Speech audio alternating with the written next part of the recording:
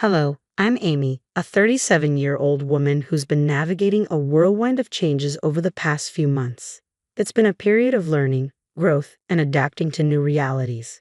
This chapter of my life began with a string of challenges, mostly centered around my husband, Daniel. However, amidst the chaos, I was fortunate to have someone truly kind step in, like a guardian angel at the perfect moment, offering me support when I needed it most. But before I dive into the heart of it all, let me introduce a key figure in my life, my younger sister, Hannah. She's 5 years younger than me and undeniably beautiful.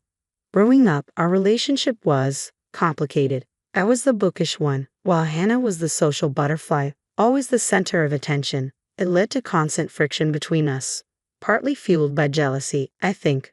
Despite our mom's efforts to keep the peace, our sibling rivalry was a persistent theme. Things didn't really improve until I went off to college, and as we both matured, we found some common ground. We never became particularly close, but we reached a place of peaceful coexistence, which was enough for me. Then there's Daniel, my ex-husband. We met at work and hit it off right away. After 2 years of dating, we decided to get married. We both worked hard, and together, we were able to buy our first home. Although I was the primary breadwinner and the mortgage was in my name, it still felt like a shared accomplishment. A couple of years into our marriage, Daniel brought up the idea of starting a family. He painted this picture of a warm, happy life with kids. I had my reservations, but he was persistent, and eventually, I came around to the idea. Soon, we were blessed with our son, and 2 years later, our daughter followed. In the beginning, Daniel was an engaged and hands-on father, but over time, his enthusiasm waned. Before I realized it, the full weight of running our household and caring for our children had shifted onto me. The support Daniel once promised seemed to fade, leaving me to manage everything on my own. When Daniel received a major promotion and his salary surpassed mine, I made the difficult decision to leave my job. It wasn't an easy choice, and although I resisted for a while, I eventually gave in, deciding it wasn't worth the battle. To fill the emptiness and keep myself busy, I discovered a love for hosting dinner parties. My guests often included my mom, my sister, who lived nearby, and sometimes my mother-in-law, Alexis, when she came to visit. Slowly, I found contentment in this new phase of life, relishing the extra time with my family and feeling at peace with where things stood between Daniel and me. Our relationship had its challenges, especially after the traumatic birth of our second child, an experience that nearly cost me my life. It took a toll on us, but I didn't fully grasp the depth of our issues until one day, while cleaning, I found a pair of unfamiliar panties. The discovery shattered me, filling me with doubts about my worth as a partner. Even though it had been over a year since the birth, and I had been working through the emotional aftermath in therapy, finding those panties made it painfully clear that my struggles and efforts had gone unnoticed by Daniel. Betrayal and anger quickly replaced my shock, and I became determined to uncover the truth behind his infidelity. My first move was to confront Daniel with a picture of the underwear, demanding answers. After that, I started searching through his laptop and social media accounts, hoping to find something incriminating. At first, I came up empty, which only added to my confusion. Desperate for clarity, I meticulously combed through every message, even though I thought it would be futile. I knew all of his contacts. The idea that someone close to me could betray me felt absurd, until I noticed my sister's name appearing repeatedly. At first, I dismissed it, unable to fathom her involvement in anything inappropriate. However, as I delved deeper into their conversations, my world came crashing down. The messages were filled with intimate photos, loving exchanges, and plans for Daniel to leave me. The realization hit me like a freight train, leaving me reeling from the staggering depth of their betrayal. Discovering my sister's involvement in such a shocking betrayal was a bitter pill to swallow. Despite our tumultuous history, I never imagined she would cross such a line. My initial reaction was visceral. I was so disgusted by the revelation that I felt physically ill. When I tried to reach Daniel but got no response, I turned to Hannah, desperate for some explanation. Our conversation was surreal. Her nonchalant attitude and justifications for her actions with Daniel were beyond my comprehension. She claimed she was doing me a favor by relieving me of his attention so I could focus more on our children. The absurdity of her reasoning only deepened my disbelief. Hannah attempted to downplay the situation, insisting that she succumbed to Daniel's advances because she thought it was best for him. Her complete lack of remorse was the final straw, and I ended the call, overwhelmed by a whirlwind of disbelief and anger. The aftermath left me engulfed in despair. As I cared for my youngest child, the weight of the situation pressed down on me. The daily routines felt hollow as I wrestled with the emotional fallout from the betrayal of three people I once trusted. Putting on a brave face for my children was increasingly difficult, especially when they asked about their father's absence and I had no honest answers to provide. As day turned to night and Daniel's absence became more concerning, my anxiety deepened. My attempts to contact both Daniel and Hannah were met with silence, amplifying my feelings of isolation and dread. Exhausted and overwhelmed by everything that had happened, I clung to the hope that sleep might offer a temporary escape from the harsh reality. Yet, when I awoke to a lingering sense of unease, it became clear that this ordeal was far from over. As I looked around the room that morning, the absence of Daniel's belongings hit me like a lead weight. A frantic search through the house confirmed my worst fears. Everything of his was gone, except for the most trivial items.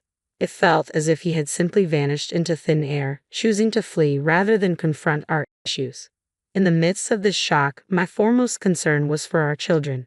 They were my top priority. After getting them through their morning routines and ensuring they were taken care of, I found myself standing at my mom's doorstep, the weight of my situation pressing down on me. My mother, always perceptive, immediately sensed my distress. Lost in my thoughts, I struggled with the reality of single parenthood and the daunting future that lay ahead. Finally, it was time to break the silence and share the tumultuous events with her.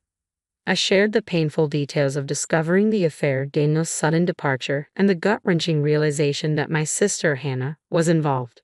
My mother's shock mirrored my own as I recounted how I uncovered the betrayal, an action I would typically never take, but one I felt compelled to pursue given the circumstances. Revealing Hannah's role in this betrayal was both surreal and excruciating. Her indifferent response when I confronted her, claiming she was merely doing what she thought was best for Daniel, was a bitter pill to swallow.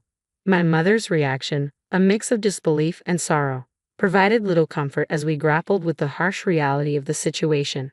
As I confided in my mother about Daniel and Hannah's affair, I braced myself for the daunting challenge of raising three children on my own. I knew that support from my family would be vital, but the road ahead felt riddled with uncertainty and heartache. My mom urged me to take some time to rest while she processed the shocking news I had just shared.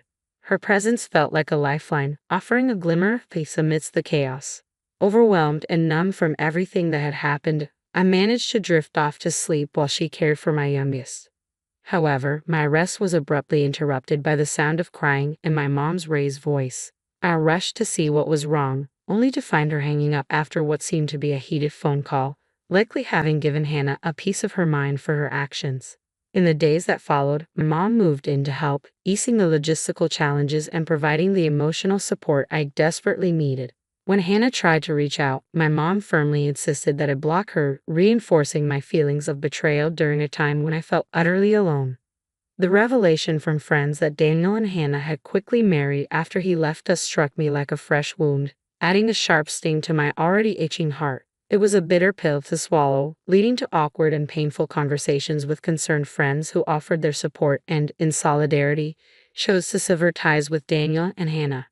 My mom's reaction to their marriage unveiled a side of her that was rarely seen. Known for her gentle nature, her fury at the news highlighted the depth of her love and protective instinct for us. Her offer of financial support and assistance in finding job opportunities was a testament to her unwavering commitment, guiding us through this challenging transition. As the kids asked questions about Daniel, maintaining my composure became a struggle. Yet we persevered together, strengthened by our resilience and love for one another. A week into our new reality, I received a letter from Daniel. I hesitated, suspecting it was an apology that I wasn't ready to face. The weight of everything we had endured hung heavily on my shoulders as I considered the next steps for myself and my children, supported by my mother's steadfast presence. Choosing not to read Daniel's letter felt like my way of finding closure. A week was far too generous for any attempts at reconciliation, especially after he had chosen to leave us in silence, a decision that spoke volumes about his cowardice. In a moment of defiance, I tore up the letter. Yet curiosity lingered. I often found myself wondering what it contained, but I quickly reminded myself that no words from him could ever undo the harm he had caused. The following day, in an effort to bring some joy back into our lives, my mom and I took the kids to the fair. It was a much-needed break from the heaviness that had been lingering over us. Amidst the laughter and excitement, I found myself genuinely smiling for the first time in what felt like forever. That night, as my mom and I relaxed with a bottle of wine, I decided to mention the letter. "I got something in the mail last night," I started, my voice tentative. "Oh, what was it?" my mom asked, her curiosity evident. "A letter from Daniel," I confessed. "And what did it say?" she asked, leaning closer. "I have no idea," I admitted. "You didn't open it," she replied, taken aback. "No, I could have faced any of his excuses, so I just burned it," I explained, a mix of defiance and regret bubbling inside me. My mom paused, her expression serious. "Amy, what if it was something important, like official divorce papers?" I brushed off her concern. The envelope hadn't seemed official at all. "I'm sure it was nothing like that." "Okay, if you're certain. But what do you think he might have said?" she asked gently. "I don't know. Maybe a half-hearted apology or a request for his things back," I speculated, trying to push away the nagging what-ifs. The conversation shifted away from the letter as we focused on the brighter moments of our evening, yet the unacknowledged presence of what could have been lingered, an unwelcome guest amidst the remnants of our past. Navigating through everything has been a roller coaster. The moments of joy at the fair offered a glimpse of hope. The hardest part comes when the kids ask about their dad's whereabouts. Finding the right words is always a struggle. Although things are gradually improving, it's a slow process. My mom's steadfast support has been my anchor throughout this tumultuous time. During our conversation, she shared her intentions to disown Hannah, vowing that her support and inheritance would be dedicated solely to me and my children. This decision, stemming from Hannah's unforgivable actions, revealed the depth of her disappointment. While I was initially taken aback, I quickly understood her perspective. The idea of severing ties with one's own child was unfathomable to me, which only deepened my gratitude for my mom's unwavering support. Just as we were starting to settle into our new normal, an unexpected visit threw me off balance. With my mom at work and no one scheduled to stop by, I was taken aback by the sight of two men in black suits standing at my door. When they introduced themselves as lawyers, a mix of curiosity and anxiety washed over me, leaving me to wonder what news they brought. I was utterly speechless when they handed me a check for an astonishing $520,000, convinced there had to be some kind of mistake. However, the lawyers assured me there was no error and urged me to read the accompanying note. As I opened it, the message began with a heartfelt "Thank you for saving me." My confusion deepened as I continued reading, only to realize that this unexpected windfall came from Alexis, my mother-in-law. Alexis's letter unfolded a story of unexpected visits and thwarted attempts to enter due to changed locks, ultimately leading to some shocking revelations. She had sensed that something was off with Daniel's behavior, prompting him to confess his actions. In her letter, she expressed disappointment in her son while extending compassion towards me and her grandchildren. She shared her decision to redirect her entire inheritance to us, a gesture of gratitude and an effort to make amends for the wrongs her son had caused. The lawyers then delivered the devastating news. Alexis was terminally ill and had passed away just a day earlier. Her final wishes were clear. She wanted to ensure that I and her grandchildren were well cared for through the inheritance. The weight of her death and her final act of kindness brought tears to my eyes. Alexis had always been a pillar of integrity and support in my life. Despite Daniel's fear of her, I had always found comfort in her presence. Her last gesture highlighted her unwavering commitment to doing what was right, ensuring that her support would continue to resonate even after she was gone. Alexis's legacy extended far beyond her material possessions. It resided in the love and protection she had shown us, marking the conclusion of a significant chapter in our lives. When Daniel called, I had an inkling of where our conversation was headed, yet I decided to engage out of a sense of morbid curiosity. "What did you do?" he demanded, his tone sharp. His vague wording prompted me to ask for clarification, leading him to express frustration over my absence on a particular day. A day he claimed he had mentioned in a letter instructing me to keep up a facade of normalcy for his mother's visit. "Oh, is that what the letter was about?" I replied, revealing that I had burned it without reading it. Daniel's outrage was immediate and intense. He accused me of sabotaging his potential inheritance, labeling me as selfish. The irony of his accusation wasn't lost on me, considering he had abandoned his family for his own benefit. I countered his claims by emphasizing his abandonment and pointed out that his mother's decision was a reflection of her true understanding of what was best for her grandchildren and me.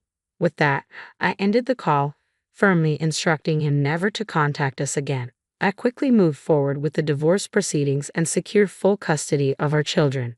Daniel's attempts to contest Alexis's decision regarding her inheritance were in vain.